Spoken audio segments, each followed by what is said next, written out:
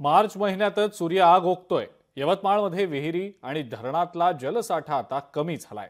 यामुळे नागरिकांना मोठ्या पाणी टंचाईचा सामना करावा लागतोय।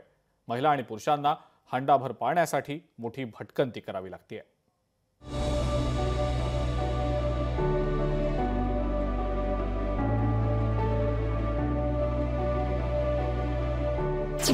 यवतमाळच्या नागरिकांवर पाणी टंचाईचं सावट।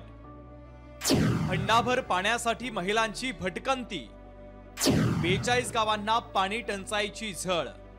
यवतमाळ जिल्ह्यातील नागरिकांवर पाणी टंचाईची टांगती तलवार आहे। जिल्ह्यातील 1,500पेक्षा जास्त जलजीवन मिशनची कामं अपूर्ण आहे। ठेकेदारांचं याकडे दुर्लक्ष असल्यानं दिलेल्या मुदतवाढीत निधी अभावी कामं रेंगाळल्याचं चित्र आहे। अर्धवट कामं पूर्ण होत नसल्यानं नागरिकांना पाणी टंचाईचा सामना करावा लागतोय। मार्च महिन्यात 10 कोटी रुपयांचा निधी पाणीपुरवठा विभागाला देण्यात आला, मात्र तरीही जलजीवन मिशन योजनेचं काम थंड बस्त्यात आहे। आगामी एप्रिल आणि मे महिन्यात पाणी टंचाई गंभीर रूप धारण करेल अशी चिन्ह आहे। पाण्याची कंडिशन अशी आहे का लेकरं घ्यावा का पाणी भरावं का कसं काय स्वयंपाक पाणी करावं का मजुरीला जावं का दिनभर लेकरच घेत राहावं का पाणी भरायचं का नाही भरायचं, असं कोणाच्या दरवाज्यात जायचं आम्ही पाणी घेऊन हे बालट्या घेऊन काही होय, पण एखादा जीव काऊ नाही जात तरी आम्हाला आमच्या गावाला पाणी पाहिजे। हे सर्व पाहता घरात आपल्या चिमुकल्या मुलांना बघावं, मजुरीला जावं की पाणी भरावं काही कळत नाही अशी महिलांची परिस्थिती आहे।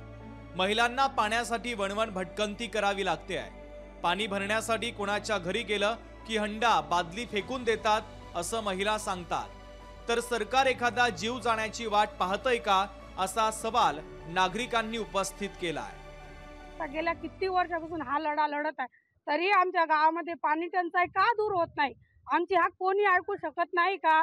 सरकार फक्त आणि सरकारने जी योजना काढली ती योजना फक्त बोलण्यापुरतीच काढली आहे की कोणा गावामध्ये पूर्वासाठी काढलेली आहे? माझ्या अशी एकच मागणी आहे, माझ्या गावाला कोणत्या हद्दीत पाणी पाजा, अन्यथा पाणी नाही पोचलं हे तर छोटंच आंदोलन आहे। यानंतर घांगर आंदोलन त्या गेटवर आहे आणि जर का माझ्या गावात पाणी आलं तर मला वाटते शासनाचं लक्ष जेव्हाच जाईल या खांद्याचा प्राण जाईल।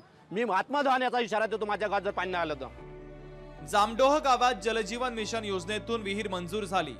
10 लाख रुपयांचा निधी मंजूर करण्यात आला, तरीही कामं अपूर्ण आहे। ठेकेदाराकडे रजिस्ट्रेशन नसताना त्याला कामं दिली जातात असा आरोप नागरिकांनी केला आहे। महिला आणि पुरुषांना हंडाभर पाण्यासाठी भटकंती करावी लागते आहे। लवकरात लवकर समस्या निकाली न काढल्यास आत्मदहनाचा इशारा नागरिकांनी दिलेला आहे। संजय राठोड, लोकशाही मराठी, यवतमाळ।